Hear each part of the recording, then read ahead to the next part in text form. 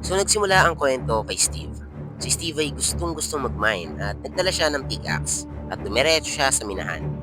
Pero na-encounter niya si Tatang. Hinabol siya. Lumipas ang ilang taon, malaki na siya at nagpe-present siya ng Steve Resort.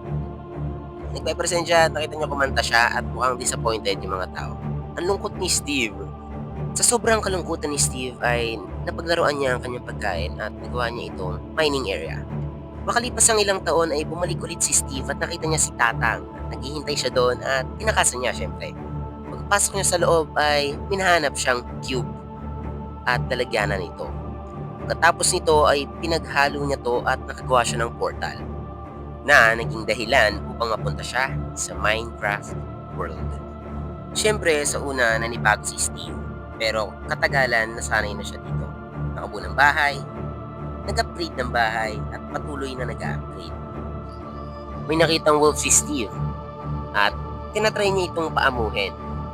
Nung natry na niyang paamuhin ay hindi inaakala ni Steve na magiging matalik niya itong kaibigan. Habang nandun sa Minecraft world sila Steve ay patuloy silang nag-explore at nag-upgrade. Sumasayaw, kumakanta, nag-enjoy sa buhay. Hanggang isang araw, nasira ang portal na pinasukan nila Steve. Ginawa niya ang lahat para maayos to. Ngunit, naayos niya naman pero pagpasok niya sa loob ay meron na siyang iba. Andito na si Steve sa mundo ng mga baboy. At pinamumunuan ni Malgusha. Si Malgusha ay galit sa mundo dahil na-shattered ang kanyang dream.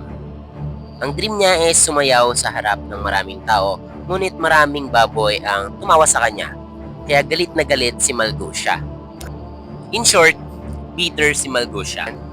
Dahil sa sobrang kabiteran ni Malgusha, ay balak niyang patayin ang mga haharang sa dadaanan niya.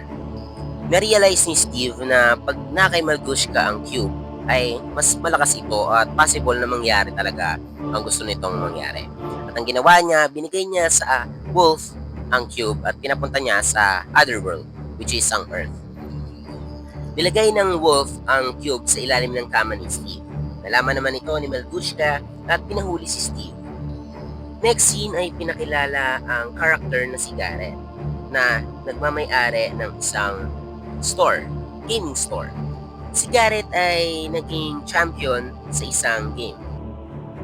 Nag-iba ang mukha ni Garrett nang dumating ang isang tao na nagsasabi na possible daw mawala ang store ni Garrett. So ngayon, nag-iisip si Garrett ng mga possible na sagot sa kanyang mga tanong na saan nakukuha ng pera. So dito, sinilstock si Garrett ng may-ari ng shop na sinabi pag bumili ka ng console, possible na kumita ka. So, nakita ni Garrett ang opportunity kaya tinake niya ito. So, nagbidding sila at tinake agad ni Garrett lahat ng mga... Nung may open na si Garrett ay nakita niya ang cube na iniwan ng wolf ni Steve. Dahil walang console ay nagtabog si Steve na parang bata. Habang pabalik si Garrett ay nasira ang kanyang kotse. Dito naman ay pinakilala ang dalawang bagong character na si Henry at Natalia. Sadly, namatay na yung mother nila and ngayon is naghahanap sila ng apartment. At habang naghahanap ay nakilala nila si Don. Si Don ay isang real estate agent at ang bahay na tinutuluyan nila Henry at Natalia ay ang lumang bahay ni Steve. Nadaanan ni Henry ang store ni Garrett at nag-usap sila at naging magkaibigan. At sinabi ni Henry na kailangan na daw niya pumunta sa school. Nung nasa school na ay sinalubong si Henry ng bagong character na pinakilalang Macklin. Sinabi lang ni Macklin dito is maging comfortable si Henry sa school. Nung nandito na sa class si Henry ay nagpa-drawing ang kanilang art teacher ng banana at orange. Dito is nagtaka yung mga kaklase ni Henry na kung bakit iba yung drawing niya. Unique ba? Dito is iniinis si Henry na scientist ka ba? So sabi naman dito ni Henry na oo, patunayan mo nga. Tapos sinabi naman ni Henry, oo, gagawa ako ng rocket. Nung gagawa na siya ng rocket, may ginawa itong dalawang kupal na to. Tinanggal yung wire at nangyari ay lumipad kaso may nasira. Which is doon sa pinagtatrabahuhan ni Natalia.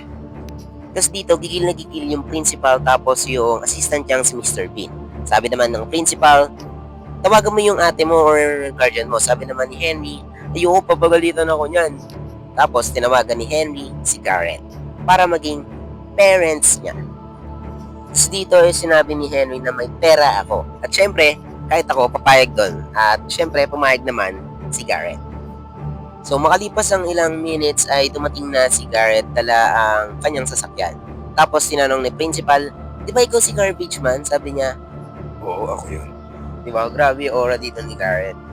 Tapos after mangyari ng scene na yun is dumiretso sila sa arcade ni Garrett at nakita ni Henry yung cube. Tinanong niya ito kay Garrett na para saan to. Tapos ang sabi naman ni Garrett ay, wala, basura lang yan. Tapos may nagulat sila nang may nakita silang sulat sa likod. Never under any circumstance combine these two. Pero makulit sila, pinag-combine nilang dalawa to and hintayin nyo ang mangyari.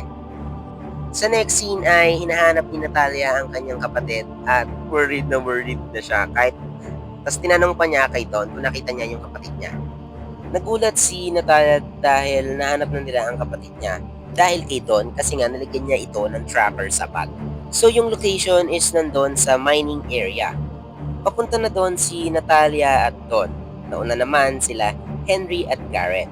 Nagkita ang apat at pumasok sila sa portal at napunta sila sa Minecraft world. Takang-taka sila kung bakit at paano sila napunta doon at nagtataka sila kung bakit ganun yung mga shapes. Dito is may nakakita sa kanilang villager at pumasok sa portal at nakapunta sa mundo ng Earth. Dito is may kotse and habang naglalakad yung villager, nabangga ito at pagkalabas ng driver, yung principal pala ni Henry. At bigla siyang na-inlove sa villager. Like, what the fuck? Next scene is gabi na. Lumabas na ang mga creatures ng Minecraft tulad ng zombie, skeleton, spider, at creeper. Habang tumatakbo sila ay biglang nalaglag si Garrett. Habang nagtatakbuhan sila ay nagtatakbuhan din itong tatlo. Biglang nauntog si Henry dun sa puno at narealize niya na pwede kunin yung blocks. Tapos narealize ni Henry na what if ako na lang. Tapos na-realize ni Henry na pwede niya palang gawin lahat dito at ayun, ginawa niya nga. Dito pinakita si Creeper na nasa likod ni Garrett at bigla tong sumabog. At sa sobrang kaba ni Garrett ay tumakbo siya sa building na binild ni Henry. At nakita niya ang cube at kinuha niya ito, ngunit bigla itong napana ng skeleton at nakuha niya din. Dumiretso si Garrett sa binibuild ni Henry na building at nagsama-sama sila doon. At maraming zombies ang lumapit sa kanila. Nang biglang dumating si Steve. Bring bring. At nasayaw si Steve at ayun, kinaumagahan nasunog ang mga zombie. Pinakilala niya ang sarili niya na bilang Steve. Tapos nagtatakang tanong ni Steve, asan yung wolf na binigay ko yung cube? Sagot naman ni Garrett, nakuha ko tong cube sa junk shop at pinagdikit namin ito at napunta kami dito. Tapos tanong naman ni Don na nakapunta tayo dito nung pinagdikit. Possible, makauwi rin tayo pag pinagdikit natin ito. Sinabi ni Henry na nasira daw ang crystal. At ang sabi naman ni Steve na kailangan muna nila ng crystal at yung cube para makauwi sila at ang crystal ay nasa loob Woodland Mansion. Pero bago sila pumunta doon ay kailangan nilang maghanda. Pumunta sila sa Villager Village para kumuha ng mga armas. Dito sa scene na to ay may binigay si Mommy Pig kay Daddy Pig na potion para mag-transform siya para makuha yung cube. Dito is pinakita ang bahay ni Steve at pinakita dito ang crafting table. So dito is ginagawa yung mga possible weapons or equipment na pwede lang magamit sa future fights. So nakikita nyo is gumawa sila ng sword, ano ba to, torotot, ewan ko. Tapos habang bumibili si Don tsaka si Natalia ng mapa, is biglang inatake sila ng mga kupal na Mommy Pig and Daddy Pig. So habang nagtatakbuhan is nakapunta naman sila dun sa destination nila, dun sa taas, which is yung parang mountain siya na may castle, then kailangan nilang lumipad. Nung lumilipad na sila ay nahabol sila ng mga Mommy Pig and Daddy Pig. Tapos may nahanap silang mine coal, basta yung parang trend and ayun, inabutan sila ng mga creeper.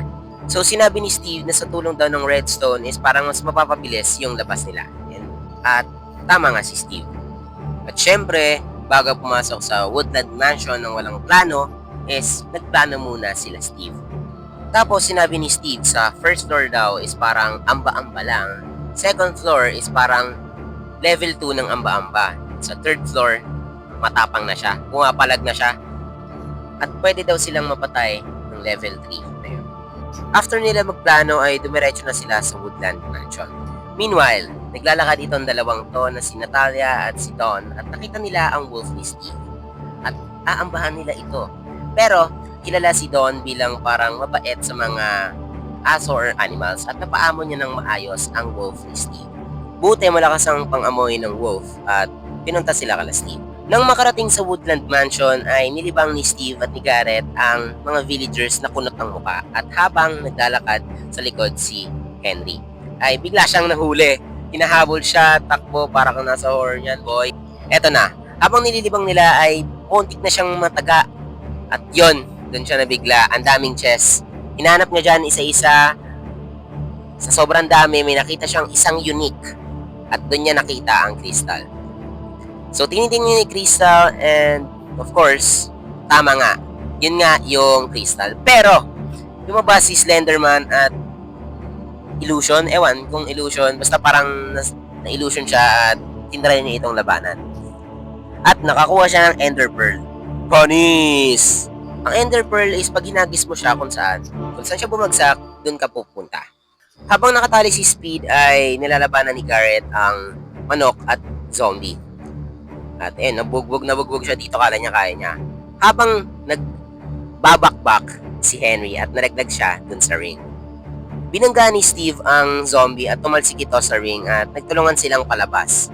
At ayun, nakalabas sila. Ngunit, andito na naman sila Mommy Pig at Daddy Pig.